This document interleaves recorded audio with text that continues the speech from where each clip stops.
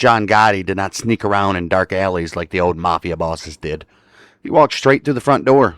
Expensive suits, perfect hair, surrounded by reporters, smiling at cameras like he was a movie star, instead of the head of the most powerful crime family in America.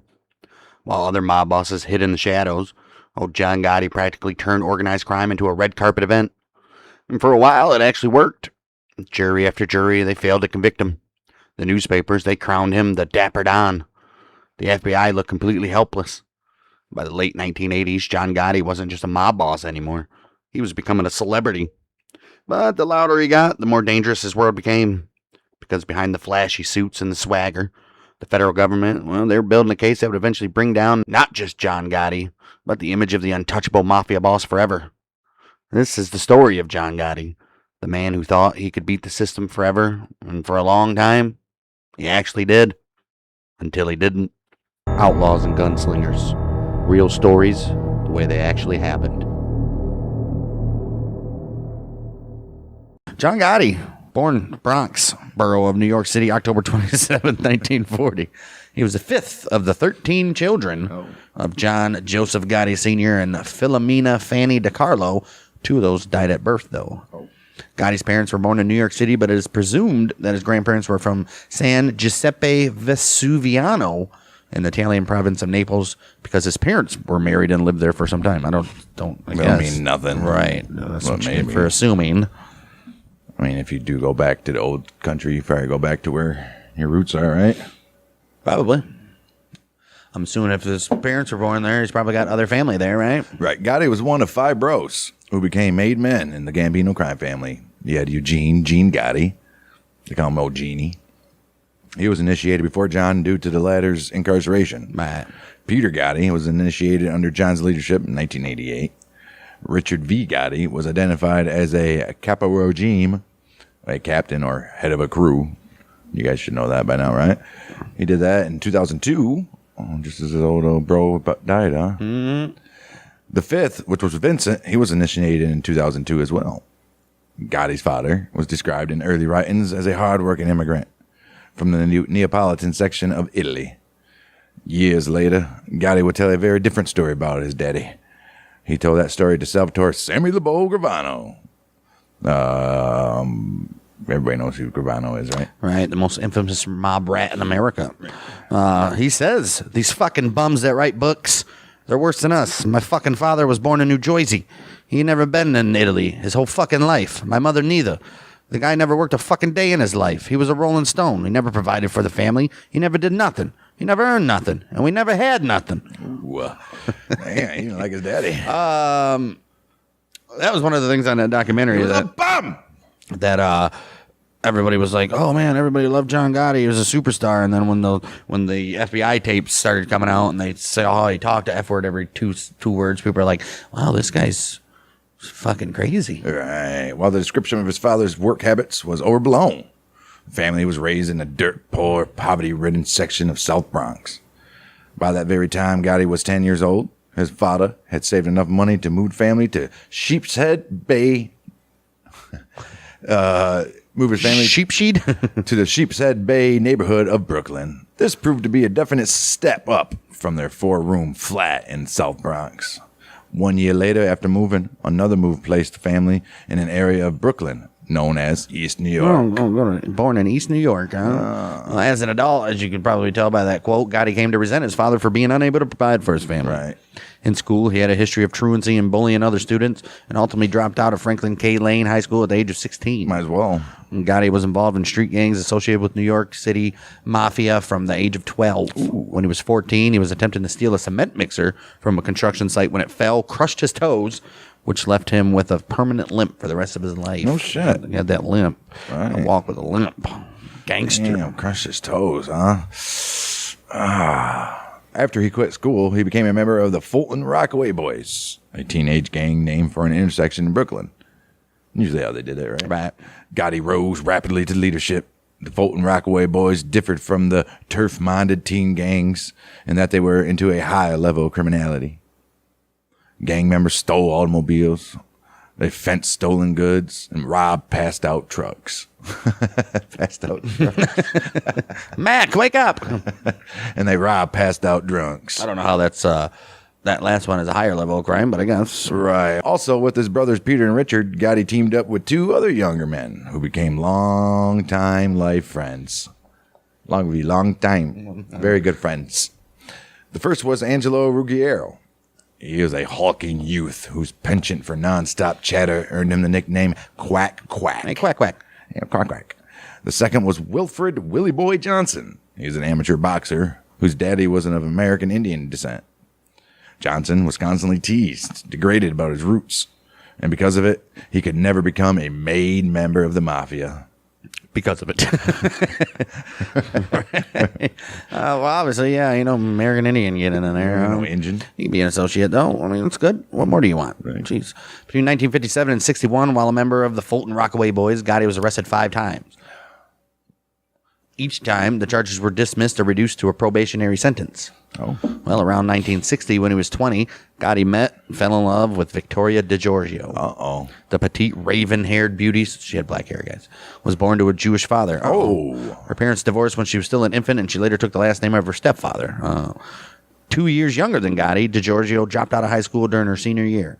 The two were married March 6, 1962, almost a full year after the birth of their first child, Angela. Oh, ain't that nice? Angela Gotti, huh? That child out of wedlock, huh? Mm-hmm. The marriage proved to be a stormy one, though, with many fights and periods of separation. Yet, despite their problems, the couple went on to have 2 more children in rapid succession. They had a second daughter, Victoria, and then old John Boy came along. He became known as Junior. Even though he had a totally different middle name, so it can't be a junior. Right. Around this very time, Gotti actually tried his hand at legitimate work. A coat factory presser, and then a truck driver's assistant. What does a truck driver's assistant do? Right. Sit there and navigate, maybe. Man, unload shit from the back. Right. Before ultimately turning all his energies toward a life of crime. Right. He's like, baby, those streets are calling my name. There's money out there. Power to be have. Had. Right. Victoria Gotti disparaged her husband's career. She disliked how it made her live. Once, when Gotti was away, serving a 3-year stretch, she was forced to apply for public welfare. Oh. Why away? Nobody taking care of him? I guess he wasn't made or anything. Right. Another time, she took her husband to court for non-support. Really? Bitch. Years later, FBI bugs would pick up conversations where Gotti talked about his wife, stating, "That woman is driving me crazy." Driving me fucking crazy. As early as his teens, like we said, he was a criminal. He was running errands for Carmine Fatico, who was a capo in the Gambino family, then known as the Anastasia family, under the leadership of Albert Anastasia. Gotti carried out truck hijackings at Idlewild Airport, which is now JFK International. Fantastic. Together with his brother Gene and friend Ruggiero. During this time, Gotti befriended fellow mob hijacker and future Bonanno family boss Joseph Massino. Oh. And he was given the nicknames Black John and Crazy Horse. Oh, shit. It was around this time that Gotti met his mentor, Gambino underboss Aniello Neo Dellacroce. Aniello. Dellacroce. And yeah, it'll be a big moment. Right. Gotti, he spent his first time in jail, a 20-day period in 1963, when he was arrested with Salvatore Ruggiero, Angelo's younger bro. They were in a car that had been reported stolen from a rental car agency. Damn, that rental car agencies in 63? Why not? Holy shit. Gotti's crimes during the early to mid-60s were mostly petty. Larceny, unlawful entry, possession of bookmaking records. 1966 as well, he would spend several months in jail for an attempted theft. Well, not a great hijacker, Gotti was successful enough to move his family to a nicer apartment in Brooklyn. Look at that. He and Victoria soon had their 4th child, a second son, who they named Frank. Hey, Frankie. Yo, Frank. Oh, poor Frank. Frankie, where's your brother? Where's Junior? November 27, 1967, Gotti and another crew member, either Angelo Ruggiero or another of Gotti's brothers, Gene, forged the name of a forwarding company agent and then took a rented truck to JFK's United Cargo area, drove off with $30,000 worth of merchandise, a good portion of it in women's clothes. So you know that shit was selling fast. All the little mafioso guys are like, I'm going to get my wife some stuff. 4 days later, the FBI was watching as Aniello and Gotti loaded up again with women's clothing, this time at a Northwest Airlines cargo terminal. You dummies. Once outside the airport, an automobile containing Gene Gotti pulled alongside. Well, the FBI swooped in, arrested 3 men, finding Gotti in the rear of the truck hiding behind several boxes. During the subsequent investigation, United employees identified John as the man who had signed for the earlier stolen merchandise. That was you, Mr. Gotti. Gotcha. He was arrested for the United hijacking in February 1968. In April, while out on bail, he was arrested on a 3rd time for hijacking, this time for stealing a load of cigarettes worth about $500,000 outside a restaurant on the New Jersey Turnpike. That might be a typo because there was other things that I read that it was only 50,000. So take that with a grain of salt. It's either 50 or 500,000. Either or, a lot. Well, at the urging of Carmine Fatico, the Gotti brothers and Aniello hired defense attorney Michael Coro to represent them. John pled guilty to the Northwest hijacking and was sentenced to 4 years at the Lewisburg Federal Penitentiary in Pennsylvania. Wow. Prosecutors chopped the charges in the cigarette hijacking, and Coro was able to get the judge to let Gotti plead guilty in the United theft while allowing his Lewisburg time to serve as the penalty. Oh, look at him. It's a good lawyer. Shit.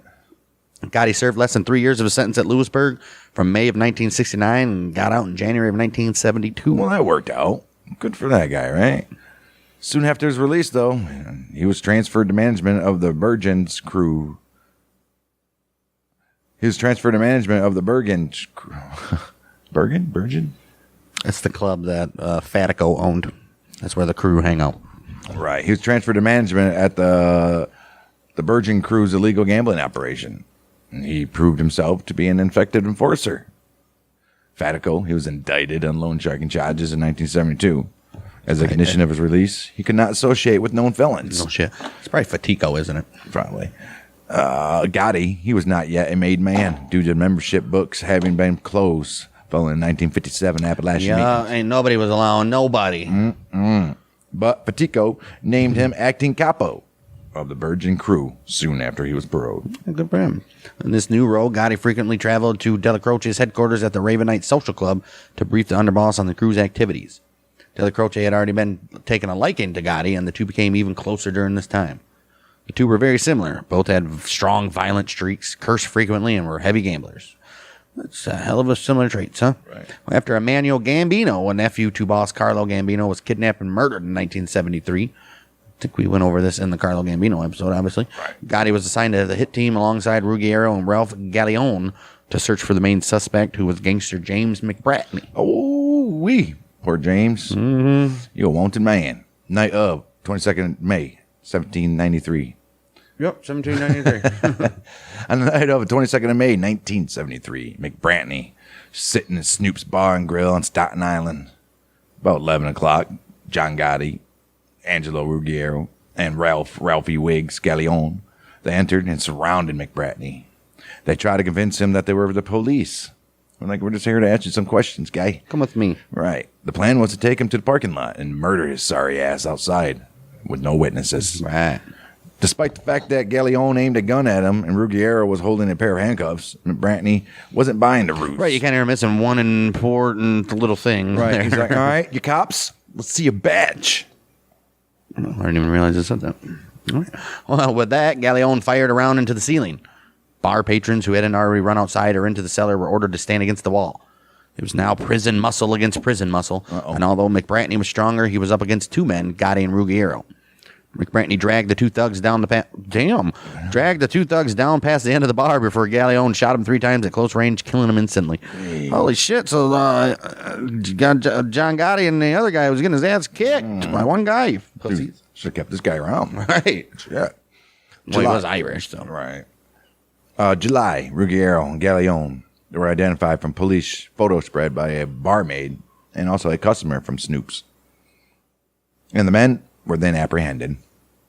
However, Gotti had not been identified. A month later, he was overheard by Willie Boy Johnson bragging about the murder. Johnson passed the info along to the FBI, to his handlers. He had FBI handlers? He was an informant at this time, yeah. My. The FBI reported the information to the New York Police Department, which quickly dispatched a detective with Gotti's mugshot to show the witnesses. 17th October, Gotti indicted by grand jury for murder. Well, Gotti, who had been strutting around in the wake of the murder, immediately went into hiding. A little over a year after the McBratney killing on June 3rd, 1974, he was finally arrested by the FBI inside a Brooklyn bar and handed over to NYPD. Wow. Information as to where his whereabouts had been supplied by Johnson, who was secretly paid $600 for his betrayal. Jeez. I mean, even in 1974, it's, Right. I mean, it's a little bit of money, but it's not worth your life, buddy. No. Gotti's in-laws were instrumental in putting up the collateral for his release on a $150,000 bond. Victoria's family, which had already provided John with a visible means of support, also purchased a home for the couple in Howard Beach. Look at these guys. Once out, Gotti went right back to the Bergen to attend to the overseeing of the crew and his new holdings, which included a restaurant and a motel. So he's instantly banking. Right. Gotti was also reported at the time to be the hidden owner of a Queens disco. Nice. On December 21st, 1973, before Ruggiero and Galleone could be tried for the McBratney killing, Ralphie Wiggs was murdered in Brooklyn. Oh, shit. When the state brought its case against Ruggiero, the defense produced a host of witnesses and swore that Angelo was in New Jersey the night of the murder. Oh. The trial ended at a hung jury. Gotti hired Roy M. Cohn as his defense lawyer, which is a well-known attorney. Cohn handled many high-profile clients in New York, including Dellacroce. Gotti and Ruggiero were to be tried together in a second trial now. Knowing that the earlier trial had ended in a hung jury, Cohn surmised correctly that the prosecution might be willing to deal, and Cohn cut a great one. Gotti and Ruggiero pled guilty to attempted manslaughter. What? Wow. That's a fucking great one, I would say. That's a Right. great deal. All right. 8th of August, 1975. Gotti was sentenced to 4 years in prison, sent to the Green Haven Correctional Facility, 80 miles north of Queens. Joining Gotti there was Willie Boy. Uh-oh. Did they know this guy was... I don't know. Well, Gotti doesn't. Wow. Willie Boy Johnson, despite his FBI informant status, had been sent away on an armed robbery conviction. Yeah, because they wanted him close to Gotti still, I bet. Gotti passed the time at Green Haven playing cards. He lifted some weights. And he also attended courses on Italian culture. Well, good for him, huh? Right. He was released from prison July 28, 1977, having served less than 2 years for the Moida. Fantastic. It was ironic since he once served 3 years for hijacking women's clothing. Right. Right. To celebrate his return, the Bergen crew purchased a brand new Lincoln Mark IV for him. He soon found out that while he was away, there had been a change in the leadership of the Gambino family, though. Oh, he's like, wait, what? What do you mean? Where's Dellacroce? Well, that's not the leader. Right. That's what he's thinking. It is, right? Should be. 15th October, year 1976. Carlo Gambino died tragically at his home of natural causes. Before his death, he let his family, concierge Joseph N. Gallo, and key capos, James Jimmy Brown Fala, probably, and Ettore Zappi, he said, listen to this. I want the leadership of the family to pass to his cousin. I want Paul Castellano take over. And they're like, Paulie? Really? Really? But what about Neil? Right. But there was one sticking point to this change. Aniello Dellacroce, the current underboss, who couldn't contest the ruling due to him being in prison. Wow. Thanksgiving Day, 1976. Well, he was released from prison. And he was like, all right, now I can contest, right? Many Gambino family members believed that Dellacroce should have been named boss. His years. How many times have people been boss, though, that were in prison? Not when it got changed, though. His years of loyalty to the family and the respect and admiration that the street soldiers had for him were just a few of the reasons why everybody wanted him to be boss. Well, nevertheless, in December, the upper echelon of the Gambino family met at the home of Capo Anthony Nino Gaggi to officially name a new boss. It was a tense situation. Not knowing what might transpire, Gaggi taped a gun under the kitchen table prior to the meeting. He then armed his nephew, Vietnam veteran Dominic Montiglio, with an automatic weapon. He took up a position in an upstairs apartment which overlooked the doorway leading out of the driveway of Gaggi's house. Oh. If you hear any shots from the kitchen, shoot whoever runs out the door. That's what Gaggi told him. But there was no shootout. Castellano agreed to keep Dellacroce as a family underboss. I mean, that works out, right? Yeah, did it though? Well, Dellacroce accepted Castellano's succession. The deal effectively split the Gambino family into two. Yep. Accepting Castellano's leadership proposal, Dellacroce was given several crews to oversee, including the Bergen crew of Carmine Fatico. Well, at least you got that right. Yeah. When Gotti got out of prison, when Gotti was out of prison, the terms of his parole stated that he had to have a legitimate job. So in the summer of 1977, he became a salesman for the Arc Plumbing and Heating Corporation. Well, good for him, right? Years later, when the president of the plumbing company was asked at a hearing what function Gotti performed, he replied, "What John does is point out locations." That's all they need to do. Right. Gotti set his sights on the climbing into Carmine Fatico's position as head of the Bergen crew. Fatico had recently beaten 2 loan sharking cases, but he and his brother Daniel, along with crew members Charles and John Carnaglia, had been convicted of hijacking. The Faticos pled guilty, hoping to receive probation. One of the government informants reported that Gotti was hoping that his former mentor would be sent away, enabling him to move ahead. Oh. Carmine Fatico received 5 years probation, but his reign as capo of the Bergen crew was over. Bet it was. Because the terms required that he not associate with known criminals. Yeah. Occasionally, Gotti was to seek the elder mafioso's counsel, but they would never meet at the Bergen. Oh, right. Why would you? Right, Well, at this time, Gotti is still considered an associate and could not officially become the acting capo of the crew until he became a made member of the Gambino family. Sometime during the first half of 1977, Ruggiero, which is he was paroled earlier than John, and then also Gene Gotti, who acted as a crew boss in his brother's absence. They were both made men. Mm-hmm. They opened up the books again, baby. Fantastic. According to the informant, another induction ceremony was planned for that year. According to an informant, another induction ceremony. It was planned for later that year upon John's release from the Greenhaven Correctional Facility. In this second rite, Gotti and 8 other men took the Mafia oath of Omerta. Well, Gotti's crew, he's now officially the capo. Gotti's crew reported directly to Dellacroce as part of the concessions given by Castellano to keep Dellacroce as the underboss, and Gotti was regarded as Dellacroce's protege. Under Gotti, the crew were Dellacroce's biggest earners.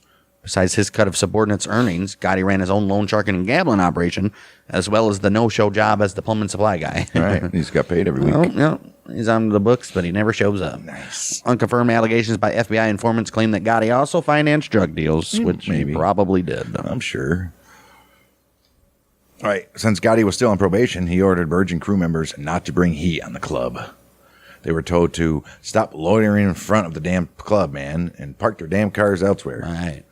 This was a far cry from what his attitude would be years later. Yeah, this guy's an idiot. During the late 70s and early 80s, the FBI snitches reported that Gotti lost heavily at gambling, and crew members were growing concerned because they were unable to make money. It was not unusual for Gotti to drop $30,000 in one night. Damn. In February 1981, Gotti opened a gambling den on the second floor of the club for family men only. The game operated every night except Saturday, closed it down around 4 a.m. Holy shit. In early March, the game moved to Manhattan to a location on Mott Street around the corner from Dellacroce's Ravenite Social Club. The game was very popular and drew many gamblers from throughout the city. The crew finally made enough money, even though Gotti continued to lose heavily. Right. Jeez, this guy. Since he was overseeing the game, Gotti could borrow money from the house. Damn right.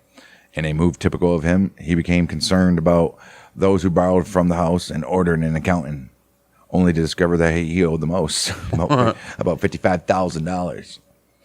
Bugs and taps on the telephone of a crew member revealed the contempt in which others held Gotti, including Angelo Ruggiero and John's own brother, Gene. Like this motherfucker's over here gambling away all of our profits. The fuck? Well, one night, a Queens detective squad watched as Wilfred Johnson handed a package to a drug dealer in exchange for a paper bag that he threw into the trunk of his car. Detectives followed Johnson to his home in Brooklyn. When Willie Boy opened the trunk to get the bag, the detectives approached him. The bag contained $50,000, which Johnson quickly claimed came from the gambling operation. Jesus, it's not mine. All right. Gotti. Jeez. Still on probation after having served less than 4 years of a 10-year sentence, Johnson got scared. He told the officers to take the money because if his parole officer found out, he would go back to prison. What a piece of shit. Oh, he's already an FBI informant. Might as well fucking talk to fucking police, too. All right. Johnson, who was already working as a FBI informant, now agreed to do the same for the New York City Police. Yes, sir. June 1981, he ratted out the Mott Street Gambling Club, and approximately 30 men were arrested. After spending the night in a Manhattan criminal court, the men, which were represented by attorney Michael Corio, pled guilty to misdemeanor gambling charges and were fined $500 and then sent on their merry happy way. Wow. That following night, a new operation opened across the street from the raided location. However, the game was never regained its former popularity. Well, obviously, now everybody's like, that shit's hot. Right. Oh, jeez. Gotti mostly tried to distance his personal family from his life of crime, with the exception of his son, John Jr., who was a mob associate by 1982. However, March 18th, 1980, Gotti's youngest son, poor Frankie, 12-year-old, was run over and killed on a family friend's mini bike by a neighbor named John Favara. Oh, no. Frank's death was ruled an accident, but Favara subsequently received death threats and was attacked by Gotti's wife with a baseball bat when he visited to apologize. 4 months later, Favara was abducted and disappeared, presumed murdered. Oh, you know it. Gotti is widely assumed to have ordered the murder despite him and his family leaving on vacation to Florida 3 days prior. Oh. Doesn't mean that Right. he doesn't have to physically do it. Gee. March 8, 2001, Jerry Capecci's This Week in Gangland. It ran an exclusive account of the John Favara disappearance. In the article, Capecci states that the story was put together from information from present and former law enforcement people who were connected with this very case. He identifies 8 crew members: Angelo Ruggiero, Willie Boy Johnson, Gene Jeez, they're Gotti. still trusting this Willie Boy Johnson. Right. John and Charles Carneglia and Anthony Rapino. Richard Gomez and Iggy Alonia. He said all these people, they played a role in the abduction and slaying of Favara. Well, he also says it played out like this. As Favara approached his automobile, he spotted the men and turned to run. John Carneglia dropped him with 2 shots from a .22 caliber silencer-equipped pistol. How will they know that? Apparently, all the snitches and shit. Right. Favara gasped, no, please, my wife, as he struggled to get off the ground. Gomez, a former hood from Providence, who had joined the Gotti crew in the late 70s, cracked Favara over the head with a 2x4, picked him up and threw him in a van.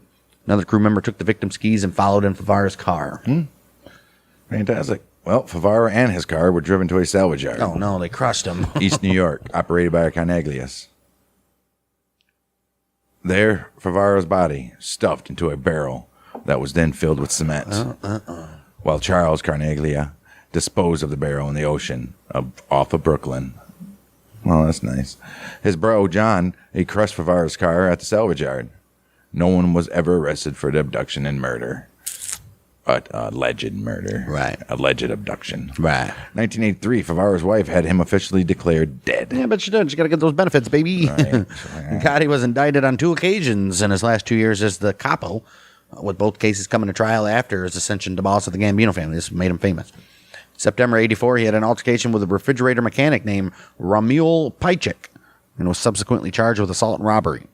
1985, he was indicted alongside Dellacroce and several Bergen crew members in a racketeering case by Assistant U.S. Attorney Diane Jacquelone.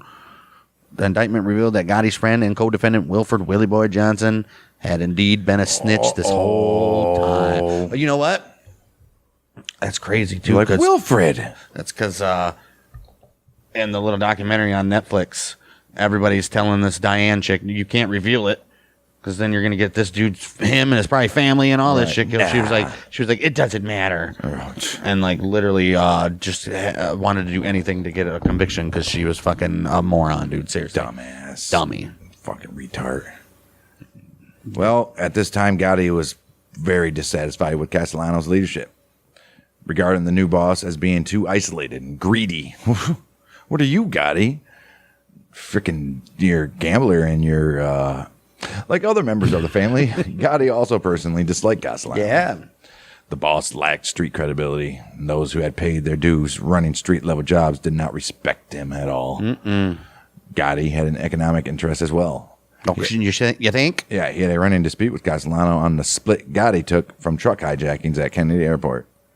Gotti was also rumored to be expanding into drugs, a lucrative trade Castellano had banned. Yeah, he didn't want nobody doing that. Right. Well, August 1983, Ruggiero and John Gotti were arrested for dealing heroin, based primarily on recordings from a bug in Ruggiero's house. Gene.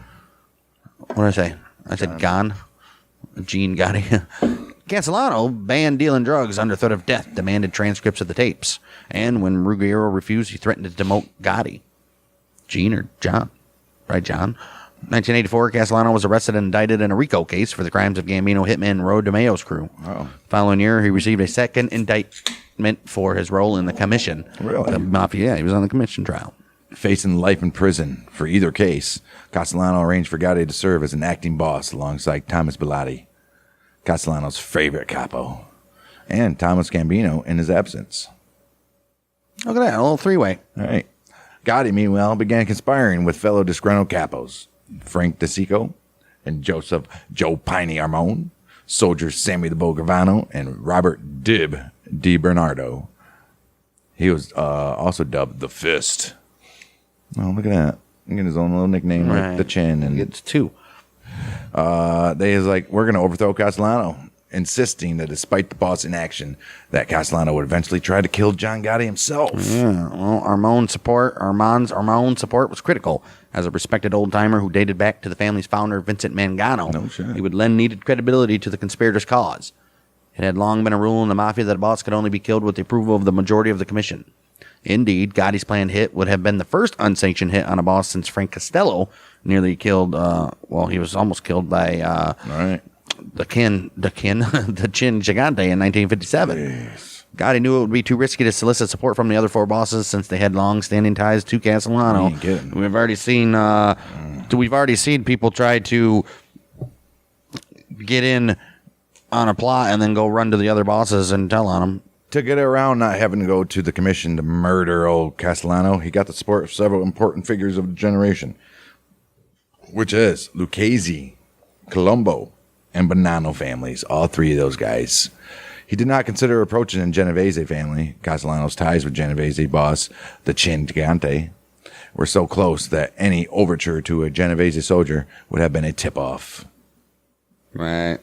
And Genovese right now is the biggest family, right? Yeah. However, Gotti could also count on the complicity of Gambino consigliere Joseph Gallo. Look at that. He's got everybody. Well, after Dellacroce died of cancer December 2nd, 1985, Castellano revised the succession plan, appointing Bilotti as underboss to Thomas Gambino as the sole acting boss. Like Gotti. Right, while making plans to break up Gotti's crew. Infuriated by this and by Castellano's refusal to attend Dellacroce's wake, Gotti resolved to kill him. When DeCicco tipped off Gotti that he would be having a meeting with Castellano and several other Gambino mobsters at Sparks Steakhouse December 16th, Gotti chose to take this opportunity. Castellano's a piece of shit. Why would you not go to your own underboss's freaking wake or funeral, asshole? Right. Yeah, what an idiot. Did it to himself. Yep. Well, both the boss and underboss were ambushed and shot dead by assassins under Gotti's command when they arrived at the meeting at the steakhouse in the evening. Gotti watched the hit from his car alongside Gravano. Nice. We already know what happened there. If you don't remember, go listen to the last episode on Castellano. Right. I'm not going to get into it. 7 days after the murder, Gotti was named to a 3-man committee to temporarily run the Gambino family, pending the election of a new boss, along with Gallo and DeCicco. It was also announced that an internal investigation into Castellano's murder was underway. All right, they got their own internal affairs in the Mafia today. However, it was an open secret that Gotti was acting boss in all but name. Right.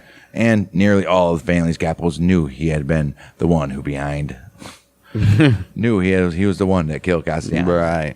He was formally acclaimed as the new boss at a meeting of 20 capos held on 15th January 1986. He appointed DeCicco as the new underboss while retaining Gallo as consigliere. Nice. Look at that.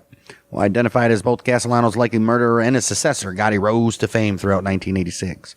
At the time of his takeover, the Gambino family was regarded as the most powerful American mafia family with an annual income of $500 million. Damn. In the book Underboss, Gravano estimated that Gotti himself had an annual income of no less than $5 million during his years as boss, right, and more likely between 10 and 12. Yeah, I think it's 5. To protect himself legally, Gotti banned members of the family from accepting plea bargains that acknowledged the existence of the organization. Well, just because you ban them doesn't mean they're not going to do it. Right. Gotti often smiled and waved at television cameras at his trials, which gained him favor with some of the general public. His newfound notoriety had at least one positive effect.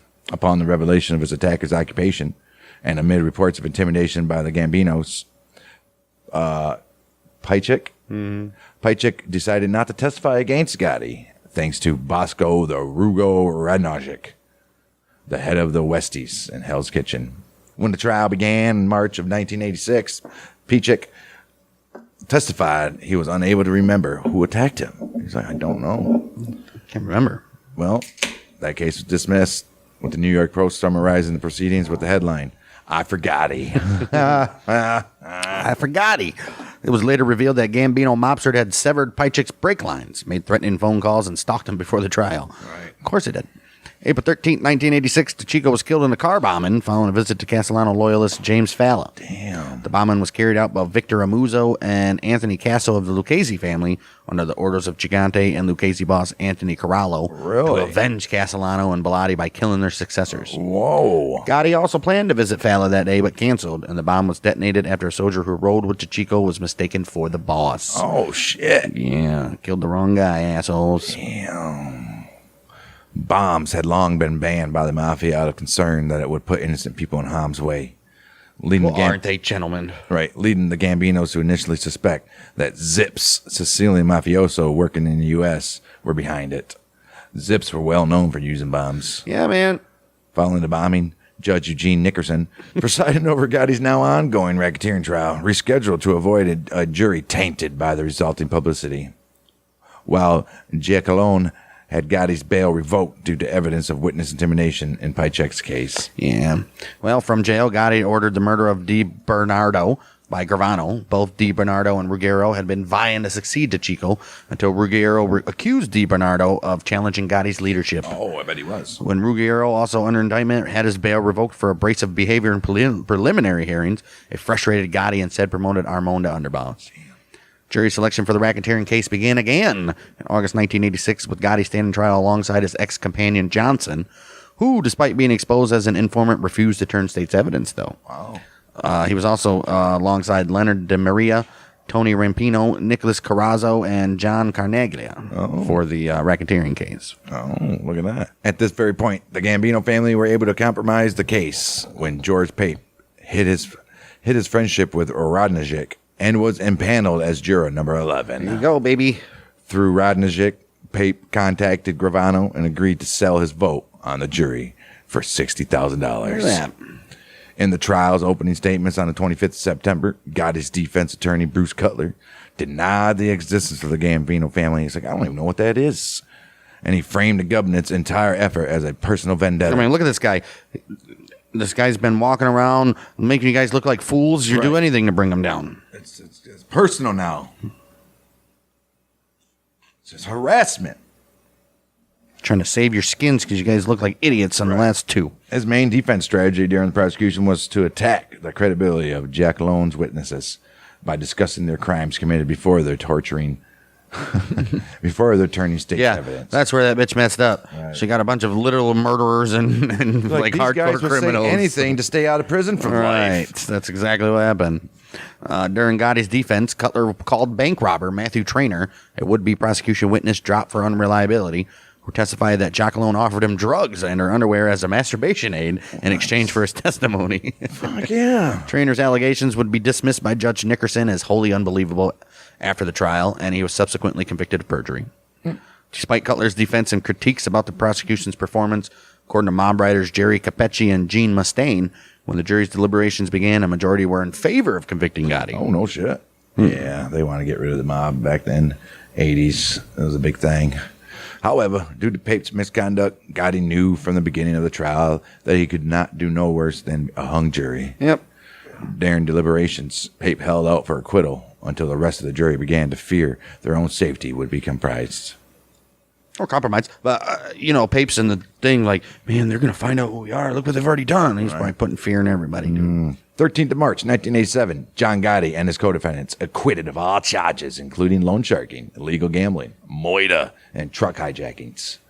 5 years later, Pape, he was convicted of obstruction of justice for his part in the fix and sentenced to 3 years in prison. I still got the 60 grand. Good for him. It's probably gone by then anyways.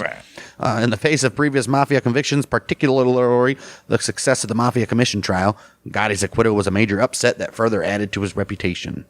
The American media dubbed him the Teflon Don in reference to the failure of any charges to stick. Right. While Gotti himself had escaped conviction, his associates were not as fortunate. The other two men in the Gambino administration, underboss Armon and Concierge Gallo, had been indicted on racketeering charges in 86, and both were convicted in December of 87. Damn. Ruggiero and Gene Gotti's heroin trial also commenced in June of that year. Oh, shit. prior to the convictions, Gotti allowed Gallo to retire. Oh, good for him. So he's in good graces. It's like being honorably discharged. Right, and he promoted Gravano in his place while slating Frank Lucchesio to serve as acting underboss in the event of Armone's imprisonment. The Gambinos also worked to compromise the heroin trials jury, resulting in 2 mistrials. Hey, look at that. When the terminally ill Ruggiero was severed and released in 1989, Gotti refused to contact him, blaming him for the Gambino's family's misfortunes. Oh, they were buds for the longest time. Mm-hmm. According to Gravano, Gotti also considered murdering Ruggiero, and when he finally died, he said, "I literally had to drag him to the funeral." Jeez. You gotta go, John. Come on, man. He's your best bud, dude. You're so pissed when Castellano didn't go to Dellacroce. Right. Beginning of January 88, Gotti, against Gravano's advice, required his capos to meet with him at the Ravenite social club once a week. Huh? See? Idiot. Regarded by Gene as an unnecessary vanity-inspired risk, and by FBI Gambino squad leader Bruce Mao as antithetical to the secret society. This move allowed FBI surveillance to record and identify much of the Gambino hierarchy. Oh, my goodness. Jeez, idiots. It also provided strong circumstantial evidence that Gotti was a boss. Long-standing protocol in the Mafia requires public demonstrations of loyalty to the boss. Right. The FBI also bugged the Ravenite, but failed to produce any high-quality incriminating recordings. Sorry, fucks. Later, 1988, Gotti, Gigante, and new Lucchese boss, Amuso, attended the first commission meeting since the commission trial. Wow. Located at the La Bar Bat Club in Manhattan. 2 years earlier, Casso had been injured in an unauthorized hit by Gambino Capo Mickey Paradiso. Well, look at Gotti and Gigante in the same room together, huh?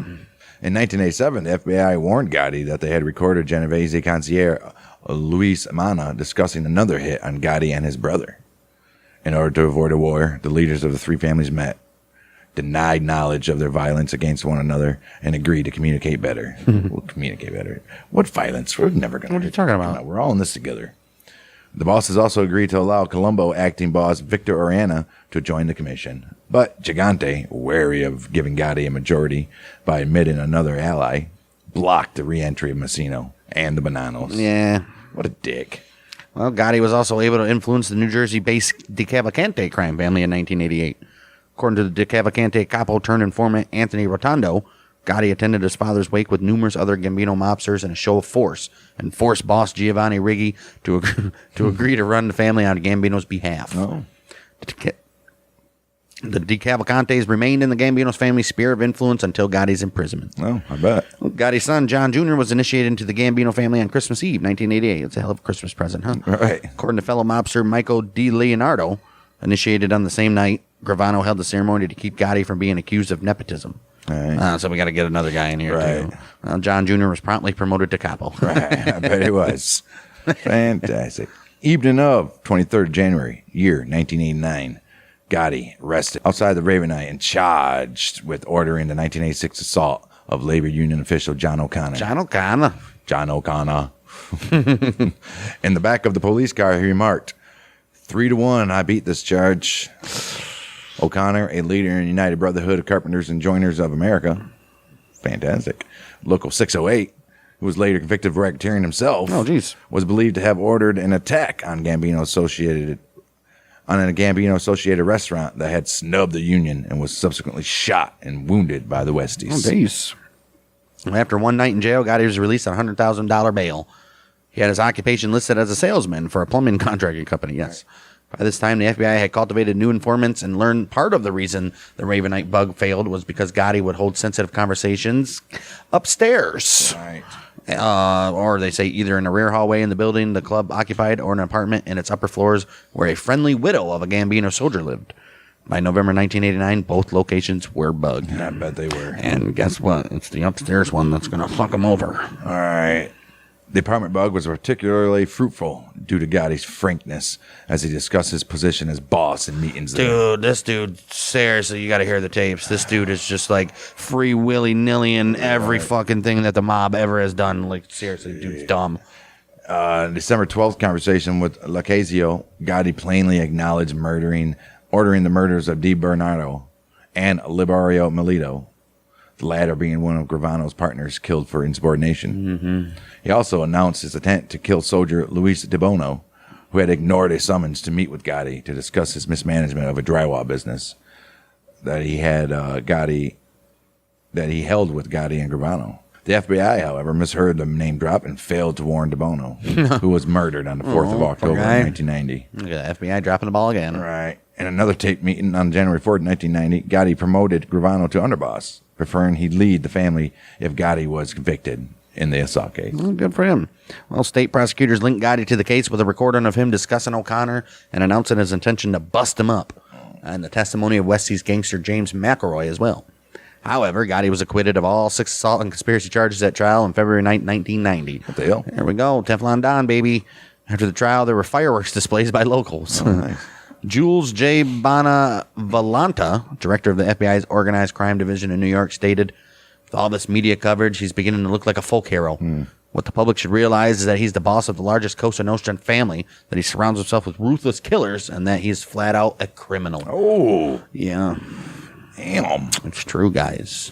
It later emerged that FBI bugs had apparently caught Gotti discussing plans to fix the jury, as he had in the 86-87 racketeering case. To the outraged Manhattan District Attorney Robert Morgenthau and State Organized Crime Task Force Chief Ronald Goldstock, the FBI and federal prosecutors chose not to reveal this info to them because they wanted to wait and get him on bigger charges. Nope.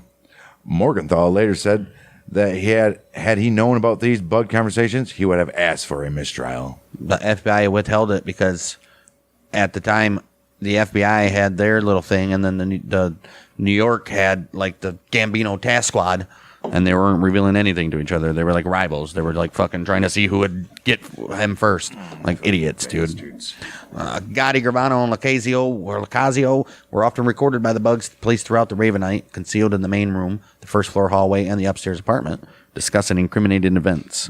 December 11th, 1990, FBI agents and NYPD detectives raided the Ravenite, arresting Gotti, Gravano, and Lacazio. Federal prosecutors charged Gotti in this new racketeering case with 5 moitas. One for Castellano, one for Bellotti, one for Di Bernardo, one for Melito, and after review of the apartment tapes, Louis Di Bono as well. Conspiracy to quit, or also for conspiracy to murder Gaetano Corky Vestola, loan sharking, illegal gambling, obstruction of justice, bribery, and tax evasion. The motherfucker's going down for one of them. Got to. Based on tapes from FBI bugs played at pretrial hearings, the Gambino administration was denied bail. At this very same time, attorneys Cutler and Gerald Shargle were disqualified from defending Gotti and Gravano after prosecutors successfully contended they were part of the evidence and thus liable to be called as witnesses. Prosecutors argued that Cutler and Shargle not only knew about the potential criminal activity, but had worked as in-house counsel for the Gambino family. Of course, They're lawyers. Gotti subsequently hired Albert Krieger, a Miami attorney who had worked with Joseph Bonanno, to replace Cutler. At least he's still got a mafia guy, right? Well, the tapes also created a rift between Gotti and Gravano, where the Gambino boss described his newly appointed underboss as too greedy and attempted to frame Gravano as the main force behind the murders of Di Bernardo, Melito, and De Bono. Jeez. Gotti's attempt at reconciliation failed, leaving Gravano disillusioned with the mob and doubtful on his chances of winning his case without Shargle, his former attorney. Oh, wow. Gravano ultimately opted to turn state's evidence, formally agreeing to testify on November 13th, 1991, and bye-bye Gotti. Crazy. Well, he was the highest-ranking member of the New York crime family to turn informer until Joseph Massino did in 2003. He sure did. Gotti and Lacazio were tried in the United States District Court for the Eastern District of New York before Judge I. Leo Glasser. Jury selection began January 1992 with an anonymous jury, and for the very first time in Brooklyn federal case, fully sequestered during the trial due to Gotti's reputation for jury tampering. Look at you guys, finally learned your fucking lessons. The trial commenced with the prosecution's opening statements on February 12th. Prosecutors Andrew Maloney and John Gleason began their case by playing tapes showing Gotti discussing Gambino family business, including murders he approved, and confirming the animosity between Gotti and Castellano to establish the former's motive to murder his boss. After calling an eyewitness of the Castellano hit who identified Carneglia as one of the men who shot Bellotti, they then brought Gravano to testify on March 2nd. Imagine that when he was walking in the room. Right. On the stand, Gravano confirmed Gotti's place in the structure of the Gambino family and described in detail the conspiracy to assassinate Castellano, giving a full description of the hit and its aftermath. Gravano confessed to 19 murders implicating Gotti in 4 of them. Krieger and Lacasio's attorney Anthony Cardinale proved unable to shake Gravano during cross-examination. Nope. Dude, he's a fucking stone-cold killer mobster. Right. Like you're doing anything to him. Wow. After additional testimony and tapes, the government rested its case 24th of March. 5 of Krieger and Cardinale's intended 6 witnesses were ruled irrelevant or extraneous, leaving only Gotti's tax attorney, Murray Appleman, to testify. Well, once a year I saw him. Right. to get his taxes done. But Defense also attempted unsuccessfully to have a mistrial declared based on Maloney's closing remarks. Gotti himself became increasingly hostile during the trial, and at one point, Glasser threatened to remove him from the courtroom. because he knew. Right. Among other outbursts, Gotti called Gravano a junkie while his attorneys sought to discuss his past steroid use, and equated a dismissal of a juror to the fixing of the 1919 World Series.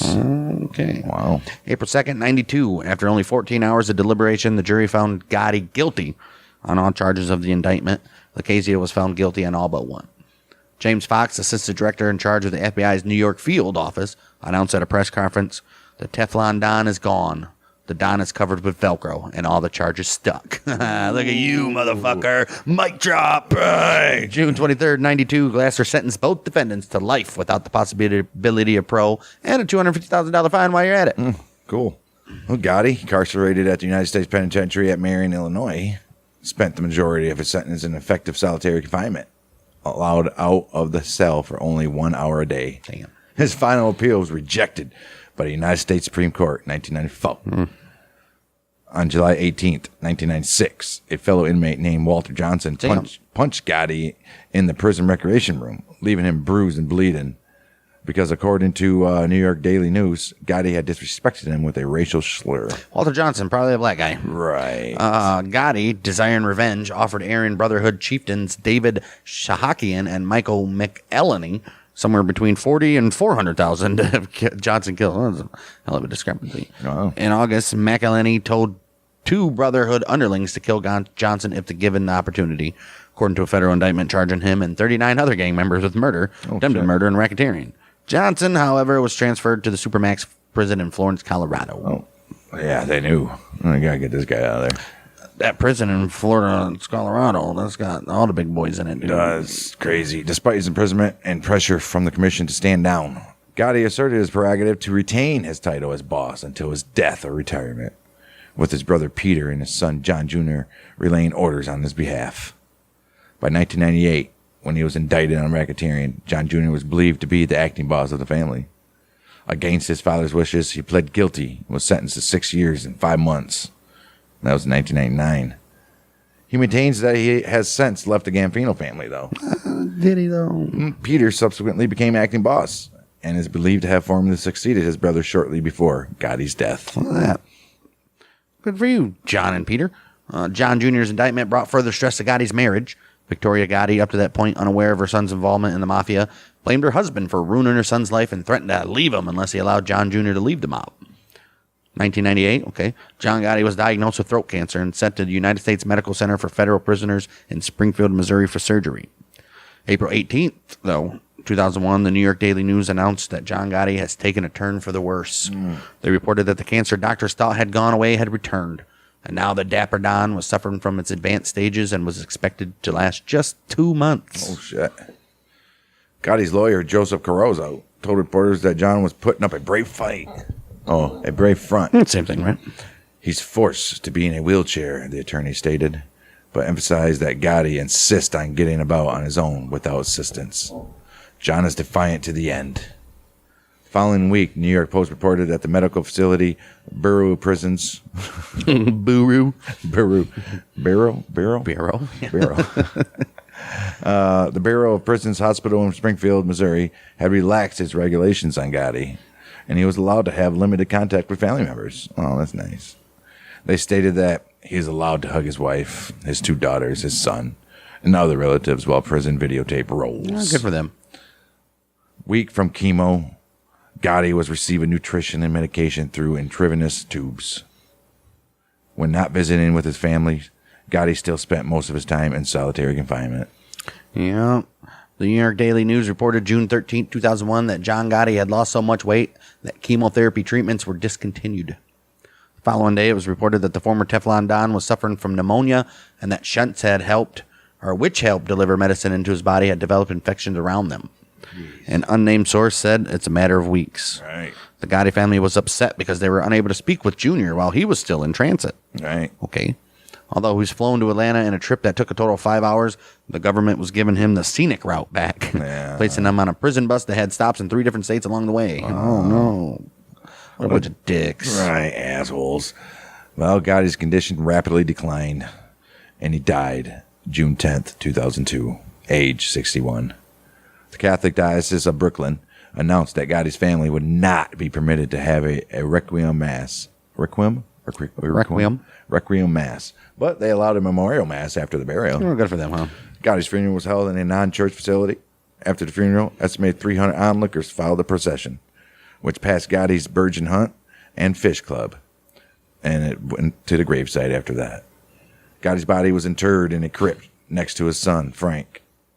Gotti's brother, Peter, was unable to attend because he was in prison himself. Well, sucks to be him, I guess, huh? Right. And an apparent repudiation of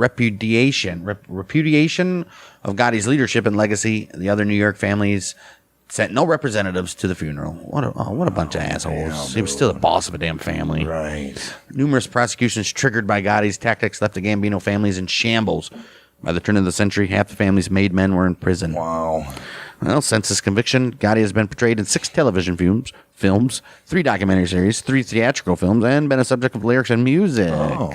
He was, it was Getting Gotti, and then there was Gotti, the HBO TV movie, Witness to the Mob, a miniseries. He was in an FBI Files episode.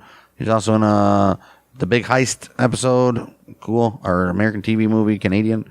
He was in Boss of Bosses, 2001 TNT movie. He was in Sinatra Club, a 2010 theatrical film portrayed by Danny Nucci. What? The Wannabe, he was also in that. He was in the documentary Mugshots, awesome.